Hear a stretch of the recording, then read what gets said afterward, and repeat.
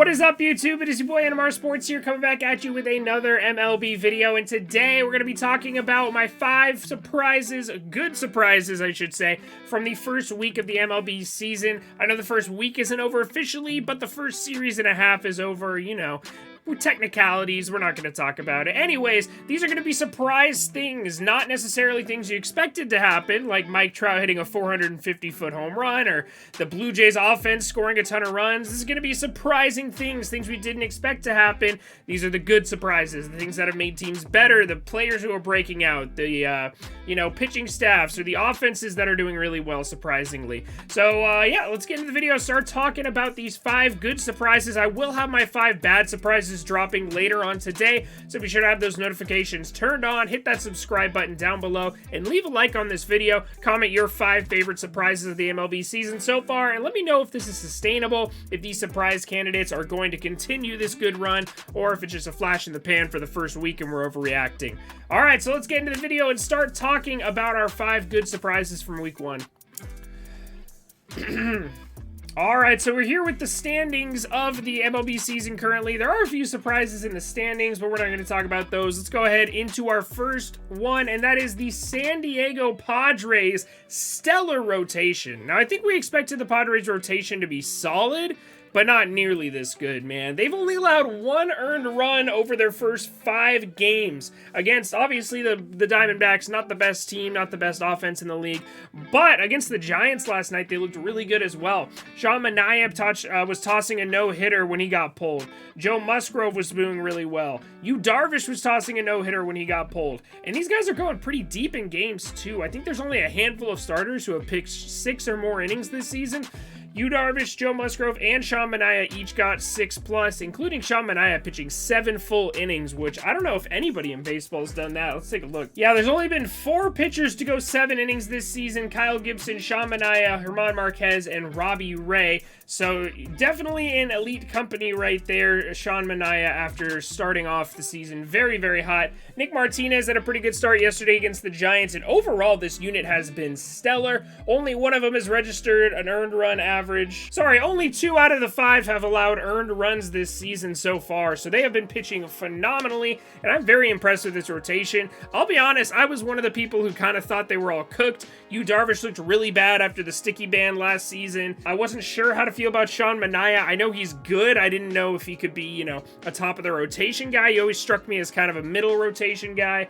Nick Martinez looked great against the Giants, and then I was really hoping Joe Musgrove would have another bounce-back year, and he sure is having it right now. So, good start to the season from the Padres rotation. A little bit of a surprise. Definitely coming in at number 5, because it is not the most surprising thing, that is for sure. Coming in at number 4, we have a player from the Colorado Rockies, and that is Connor Joe. Have a opening week, Connor Joe.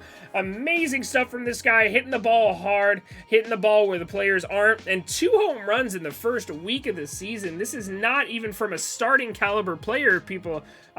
He hasn't even been starting every single game of the season. He's batting .313 with a 421 OBP, .688 slugging percentage. That's good for an 1109 OPS. 19 plate appearances, 2 home runs already, 4 runs scored. Dude has been on fire and just tearing the cover off the ball. He hit another home run late in the game yesterday. So Connor Joe definitely had to make this list. Another good breakout candidate. I'm pretty sure Foolish Bailey predicted this in his players I like for 2021 or 2022. Don't quote me on that, but I think he was one of the guys on this list. And I'm starting to be a Connor Joe believer as well. He looks really good, and obviously his stats are going to get padded in Colorado, so definitely a good guy, maybe a guy you pick up for your fantasy team this season. Now, moving into number 4, this is a team that I'm surprised about, and that is the Chicago Cubs. Where did the Chicago Cubs come from? They're hitting the ball, their starting pitchers are pitching well, the bullpen hasn't been great, but overall, man, this team looks really, really good. They absolutely stuck it to the Brewers this week, and going into this next week, I am very, very high on them all of a sudden. 124 team WRC plus, which means they are 24% above league average offensively. 2 home runs in the week against the Brewers rotation, and they really made the Brewers rotation look terrible. The Brewers rotation is going to be one of the things on my bad list, spoiler alert, but that is mainly because of this Chicago Cubs offense. Carried by Ian Happ, who leads the league in batting average. He's still batting like .714 after the first week. Dude has been hitting the cover off the ball, and the whole lineup's been doing well. So Seiya Suzuki hit his first home run.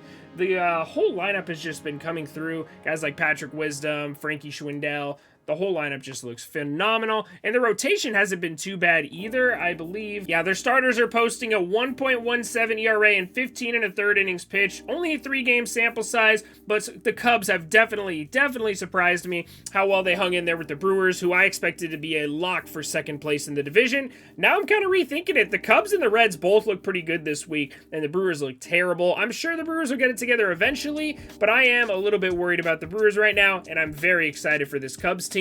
Who knows? Maybe they could be competitive this year. They did make some good moves this offseason. I know they got rid of a lot of their core last season, but honestly, that's going to help them rebuild in the future. So who knows? This might be a good Cubs team this year. Moving into number 2, another huge breakout surprise, Steven Kwan. Steven Kwan, bro, this guy gets on base like crazy. He's got a 789 on base percentage through 19 plate appearances. This dude cannot miss. In a Guardians lineup that all they do is miss, Steven Kwan cannot miss. So now you got Steven Kwan, J-Ram, and Franmil Reyes and friends. So, I don't know. Hopefully the rest of that lineup can come through. But look at these numbers he's putting up, man. 100th percentile in expected batting average, 96th in expected weighted on base. Strikeout percentage, 96th percentile. He hasn't struck out, I don't think at all, has he? 0% K percentage. He has not struck out yet. He does have a walk. So this dude has been phenomenal. He's been seeing the ball well. He's been putting the ball in play. He's got pretty good speed, 79th percentile in sprint speed, and pretty good outs above average, 81st percentile. So he's been playing very, very well out there in the outfield. So Steven Kwan, definitely a guy to watch. Definitely a guy you want on your fantasy team. And overall, a very, very cool breakout candidate for this season, and could be a very nice sign of light over there in Cleveland, where there hasn't really been much to cheer for because they haven't spent any money this offseason. They didn't try to make their offense better. But if Steven Kwan can make their offense better, hopefully that pitching staff can come through and get this team closer to the playoffs. Now, speaking of playoffs, we have another playoff hopeful coming in at number 1. And come on, let's be real. Did you guys think I wasn't going to talk about the Anaheim Angels starting rotation? Anaheim Angels have not had a good starting rotation. I think that's the end of that sentence. I don't think the Angels have had a good starting rotation. Let's be honest. 7th in ERA after the first week. Mike Lorenzen looked amazing. Noah Syndergaard looked amazing. Who else? Shohei Ohtani looked like an absolute ace, like a Cy Young candidate opening day against a very good Houston Astros lineup. Who else? Even Reed Detmers didn't look amazing, but he looked pretty solid, I'll be honest.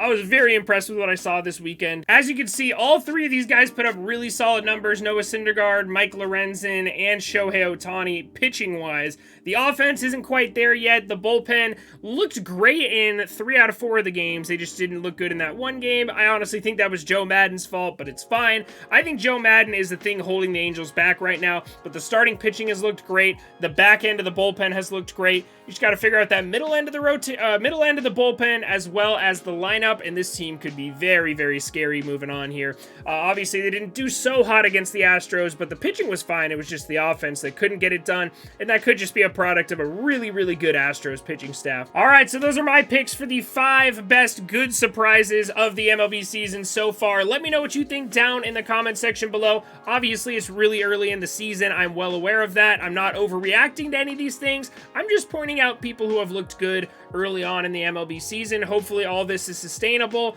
We will have to see. You never really know in baseball. You never really know what's going to happen, who's going to stay healthy, what's going to go on. So anyways, I appreciate you guys watching this video. Stay tuned for our 5 worst surprises of the MLB season so far. I'll be recording that right after this one. Hit that subscribe button, turn on post notifications, and I'll see you guys all in the next one. Have a great rest of your day.